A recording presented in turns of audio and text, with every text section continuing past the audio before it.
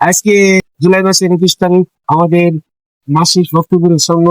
আজকে এই নারায়ণগঞ্জ জেলার রূপগঞ্জ উপজেলার কলাপাড়া সরকারি কলেজে আমরা সমবেত হয়েছি। আমি একটা বিষয় বলতে চাচ্ছি, কোরআন মোতাবেক দিনের ক্ষেত্রে যারা কোনো বিধান ফয়সালা করেন তারা জালেম ফাঁসে কাপে সূরা মাইদা 44-45 পড়া।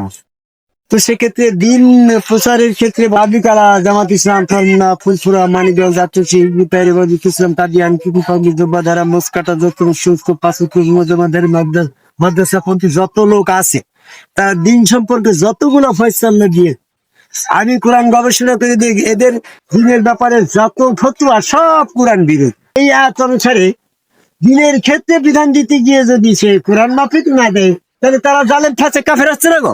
আমাদের তরিকার ভিতরেও কিছু লোক আছে যারা দেহ তত্ত্ব নিয়ে গবেষণা করে, নারী তত্ত্ব নিয়ে গবেষণা করে, এরকম শের খফি আতফা নফি স্বরূপ যাজন স্বরূপ সাধন ইত্যাদি ইত্যাদি বলে এগুলা একটাও কোরআনে নেই। এরাও হচ্ছে জালেম ফাঁসে। এই জন্য আমি আজকে যেটা বলতে চাচ্ছি, কোরআনই একমাত্র দিনের দলিল। কোরআনের ভিতরে যা কিছু আসছে সব আল্লাহ পাকের পক্ষ থেকে ওই হিসাবে এসেছে। আল্লাহ নবী করিম সাল্লাল্লাহু আলাইহি ওয়াসাল্লামকে বলছে তুমি তাহাই অনুসরণ করবে যাহা তোমার পরে অবতীর্ণ হয়। ওই ব্যতীত তুমি কোনো কিছু অনুসরণ করে না। কোরআনের কত সুন্দর। এবং আল্লাহ নবী মুহাম্মদ সাল্লাল্লাহু আলাইহি ওয়াসাল্লামকে বলছে তুমি ওহী দ্বারাই মানুষকে সতর্ক করো। ওহী ব্যতীত তিনি কাউকে কোনো বিষয়ে সতর্ক করেনি। সূরা 45। আমরা বর্তমানে এই গুরুবাদী ধারায় এসে যে সমস্ত তালিম তত্ত্ব এরকম ভাবে শের কফি আসফা বামিস্তরের দিয়াগল নিচে কল ইত্যাদি কথা বলে ভক্তদেরকে বিভ্রান্ত করছি, বিভিন্ন ভাবে তাদেরকে বিপদগামী করছি, সেজদার বিরোধিতা করছি, আদমকাবাই সেজদার বিরুদ্ধে যারা অবস্থান করছে তাদের সঙ্গে নিচ্ছি। এইভাবে তারা বলছে যে আদম সেজদাটা সেরেক। আল্লাহ কি কখনো সেরেকের অজুহাত দেয়? না। আর আল্লাহ কি সেরেক করার হুকুম দেয়? তোমরা আল্লাহর দলে না শয়তানের দল? শয়তানই তো বলে না যে আদম সেজদা সেরেক দে। আল্লাহ যখন বলে যে তুমি সেজদা করো, শয়তান না করে কাফের হয়ে গেল। শয়তানকে যখন বললো যে তুমি কেন সেজদা করলে না, সূরা সাদের 75 নম্বর আয়াত, তখন তো শয়তান এটা বলতে পারতো যে এটা শিরক, তাই জন্য আমি করিনি। আমি কোরআন গবেষণা করে দেখলাম আদম সেজদা মানুষের জন্য প্রযোজ্য নয়, মর্মে কোরআনে কোনো আয়াত নেই। এটা যে শিরক মর্মে কোরআনে কোনো আয়াত নেই। তাহলে কোরআন মোতাবেক যারা এটাকে ফয়সালা দিচ্ছে না, কোরআনে বলে নাই শিরকের কথা, যারা শিরক বলছে তারা এই কোরআন মোতাবেক উত্তর না দেয় জালেম ফাঁসে কাফের হয়ে যাচ্ছে। এই জন্য যে সমস্ত মানুষ স্বরূপ সাধন করছে, বিভিন্ন রকমের দাম স্থানের দিয়াঙ্গল নিচে কাল বলছে, এগুলা কোরআনে নেই। আমি কোরআনের ভিতরে দেখলাম সূরা হুদের 5 নম্বর আয়াতে বলছে যে তোমার মস্তিষ্কের উপরিভাগ যেটা সুদূর মানে মস্তিষ্কের উপরিভাগ, সুদূরের ভিতরে আল্লাহ পাকের অবস্থান।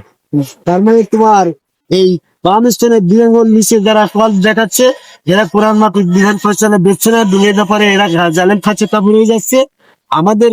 আমাদের কথা হচ্ছে, সংক্ষিপ্ত সময়ে বলতে পারবো না, আমার এই যে ব্যানারের নিচে লেখা রয়েছে www.ndshsibulhaqe.com ওয়েবসাইটে পবিত্র কোরআন থেকে বিষয়ভিত্তিক আলোচনার ভিতরে অনেকগুলা সাবজেক্ট দিছি। তার ভিতরে কোরআন মোতাবেক যারা বিধান দেয় না তারা জালেম ফাঁসে কাফের, সূরা মাইদা 44-45 নম্বর আয়াত, এটার বিস্তারিত ব্যাখ্যা দেওয়া রয়েছে। আর সূরা মাইদা 77 নম্বর আয়াতে বলছে লা তাগলু ফি ইয়া আইয়ুহাল কিতাবু লা তাগলু ফি দীনি গায়রাল হক।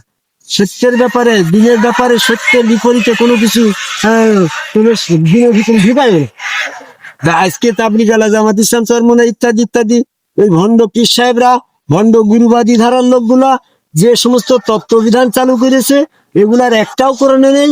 কোরআনের ভিতরে দেহতত্ত্বের কথা যদি বলা হয়, এই মানব দেহ তৈরির আগেও তো আল্লাহ ছিবে। তাহলে সেই আল্লাহরা যদি আমরা খুঁজতে চাই মানব দেহের দরকার না হচ্ছে, বরং আল্লাহ রাব্বুল আলামিন প্রতিনিধি তৈরি করে দিলে সেই প্রতিনিধির মাধ্যমে আমরা ছাড়লা পাবো।